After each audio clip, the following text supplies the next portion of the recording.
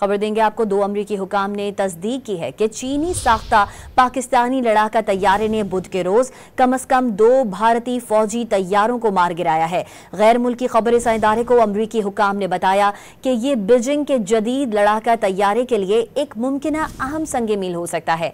गैर मुल्की खबर इदारे के मुताबिक फजाई झड़प फौजियों के लिए एक गैर मामूली मौका होता है कि वो फाल लड़ाई में पायलट्स, लड़ाका तैयारों और हवा से फजा में मार करने वाले मिसाइलों की कारकर्दगी का मुताला करें और अपनी फजाई अफवाज को जंग के लिए तैयार करने के लिए इस्तेमाल करें। एक अमरीकी एहलकार ने नाम जाहिर न करने की शर्त पर बताया है कि यह पाकिस्तान का भरपूर एतमाद ही था जिसकी वजह से भारतीय लड़ाका तैयारों के खिलाफ फिजा से मार करने पर वाले मिसाइल दागने के लिए चीनी साख्ता J-10 तैयारे इस्तेमाल किए। अमरीकी हुकाम ने तस्दीक की है कि इस कार्रवाई के दौरान पाकिस्तान ने F-16 तैयारे इस्तेमाल नहीं किए हैं।